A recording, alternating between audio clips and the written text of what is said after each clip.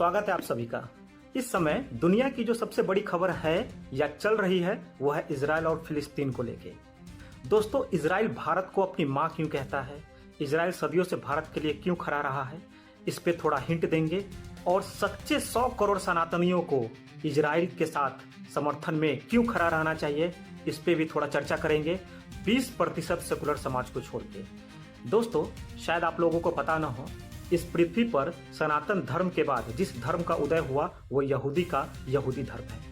और ये पूरा दुनिया जानती है कि धर्म के नाम पे सबसे ज़्यादा अत्याचार अगर किसी पे हुआ है तो वो सनातन धर्म पे हुआ है, इस्लामिक कट्टरपंथियों के द्वारा, इस्लाम धर्म के द्वारा।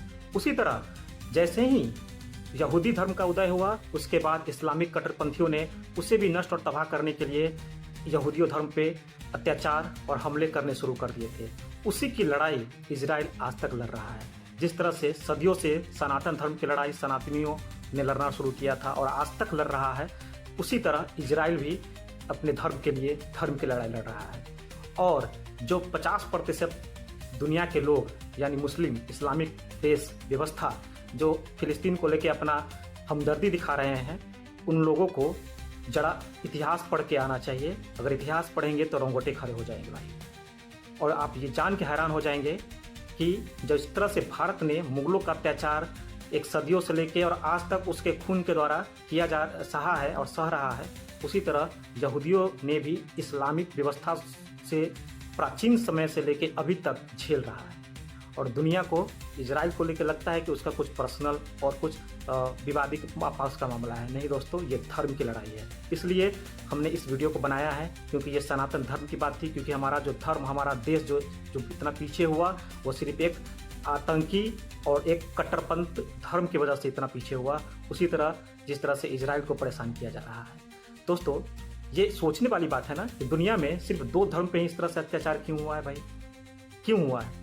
क्योंकि ये एक प्राचीनतम धर्म था और हमेशा याद किया जाता है और हमेशा ये देखा जाता है कि जो पहले से स्थापित होता है, कहीं भी किसी भी नॉर्मल जिंदगी में भी आदमी को देखिएगा जो पहले से एस्टेब्लिश्ड है या व्यवस्थित है, जब बाद में कोई आता है उस जगह पे या उस व्यवस्था में आना चाहता है तो उसको नष्ट करना चाहता है, उसको पीछे छोड़ना चाहता है। वही हाल इस्लामिक व्यवस्था ने भारत के सनातन धर्म के साथ किया था और यहूदियों के यहूदी धर्म के साथ किया।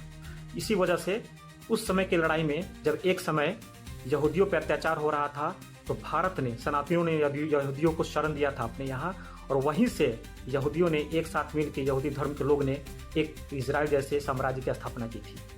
इसी वजह से इजराइल हमारे देश को माँ कहती है। यहूदियों हमारे देश को माँ कहती है कि उसने कहा था कि भारत ने हमें बेटा की तरह पाला है।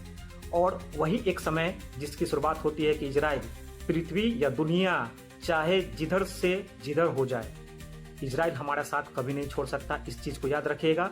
क्यों? क्योंकि उसके खून में सनातन धर्म का खून दौड़ता है। वो नमक हराम नहीं है।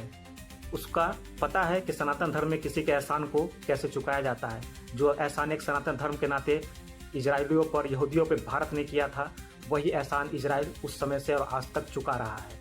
ये किसी और धर्म की तरह नमक हलाल नहीं है कि खाए किसी और का और गुन गाए किसी और का। दोस्तों, ये बात हमेशा याद रखें। जिस तरह से 50 इस्लामिक व्यवस्था है ना इजराइल के खिलाफ खड़े हो चुके हैं फिलिस्तीन के सपोर्ट में, उसी तरह 100 करोड़ सनातनियों को इजराइल के साथ हमेशा आजीवन खड़ा रहना चाहिए। क्योंकि इजराइल हमारे लिए जिंदगी भर, जब तक ये पृथ्वी रहेगा तब तक खड़ा रहेगा। दोस्तों, जय हिंद। इस चीज़ को ध्यान रखिएगा। जय हिंद, जय भारत।